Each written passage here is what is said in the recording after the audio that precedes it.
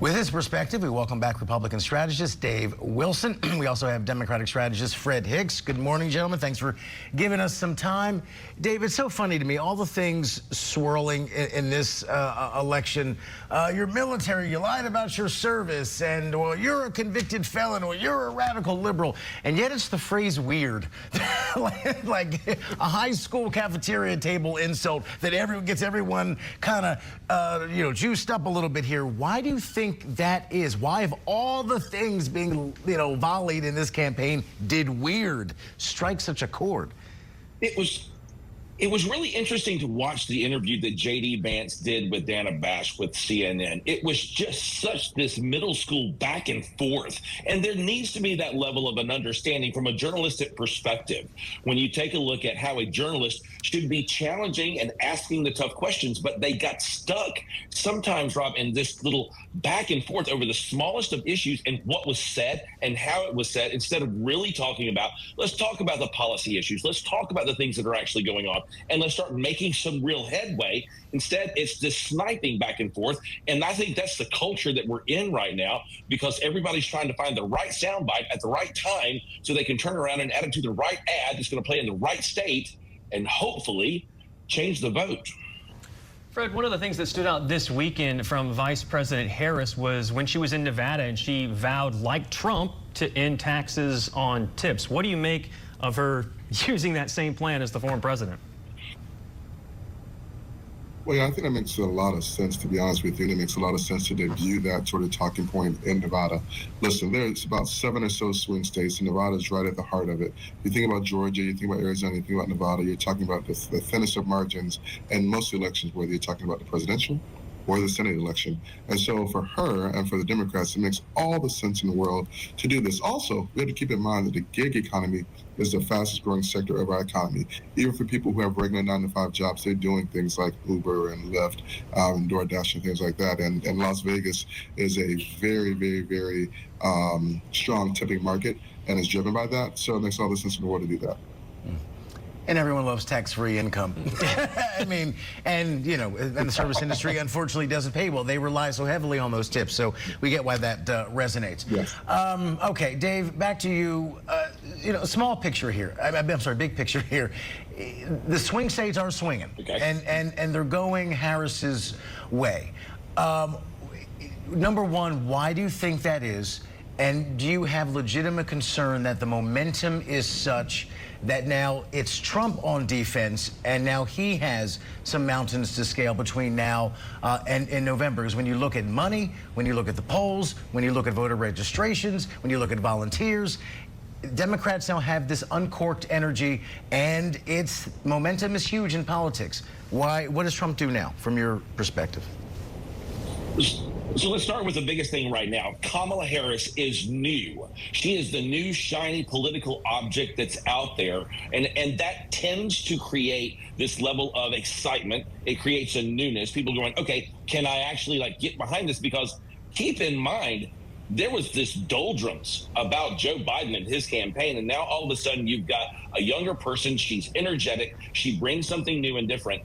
That's a place where the Trump campaign definitely had to turn around and go, okay, we've got to change our game plan here. Our strategy's got to be something very different than what it was before. And so, yeah, they're now going on to the defense instead of being in the offense that they were when they were up against Joe Biden. So now I think what Trump has to do is to begin to define the major differences that he has and will have policy-wise moving forward into the election. Things like inflation, things like immigration.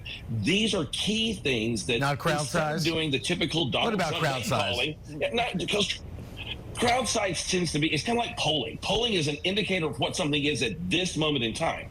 The only poll that really matters is the one where Americans actually show up, go to the polls and vote. And so when that starts happening, when we start seeing how the voting turnout actually is, we go from the excitement of crowd size to the actual turnout and vote. And right now, Kamala Harris does have this momentum going behind her that Donald Trump's going to have to figure out, can I block this or raise a greater level of excitement for my voters to show up? And Fred, can Vice President Harris keep this momentum going?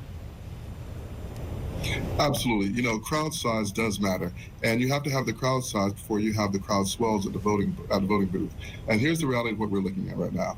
It's only been about 4 weeks since Joe Biden stepped down as the candidate for president of the United States, and Kamala Harris has stepped up as the Democratic nominee.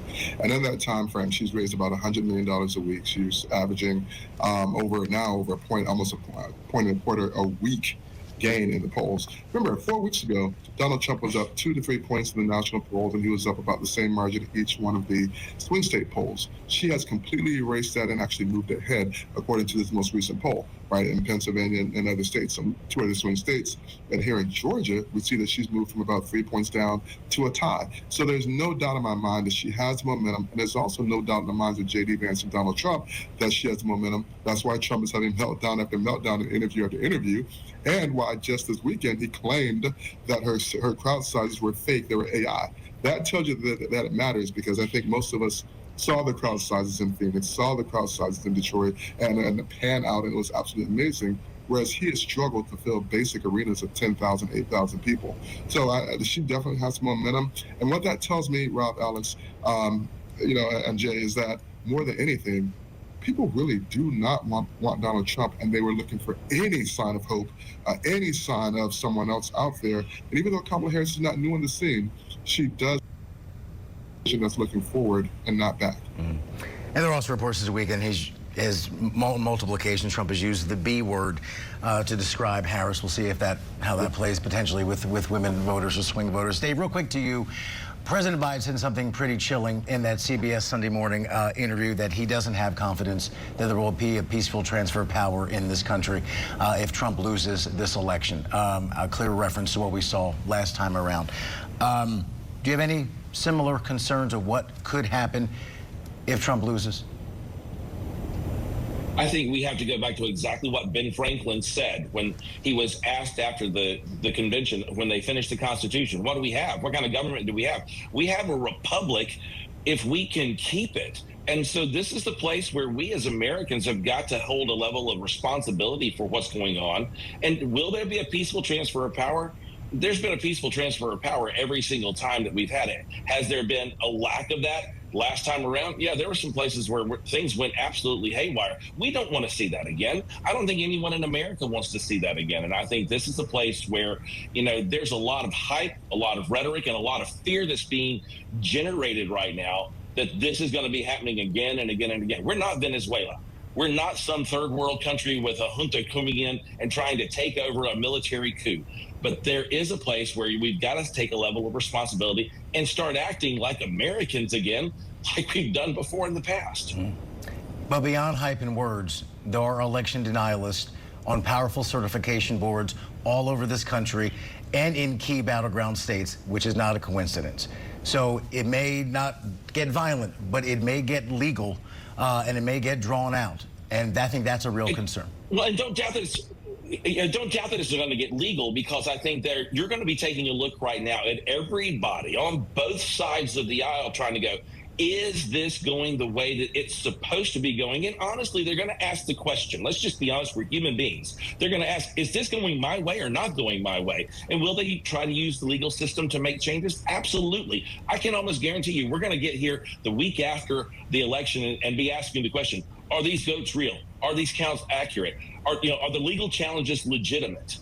And those are part of the process that we go through right now. We've seen it all the way back to 2000 with Bush v. Gore, when 500 plus votes was the difference between George W. Bush and Al Gore's president. Fred, 20 seconds. Go ahead.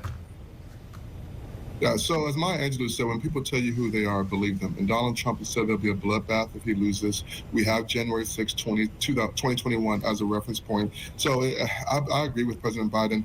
If Donald Trump loses, he's going to do everything he can to disrupt the peaceful transfer of power. But we are America, we are Americans, and hopefully our republic will withstand this blip. Fred Hicks, Dave Wilson, thank you guys.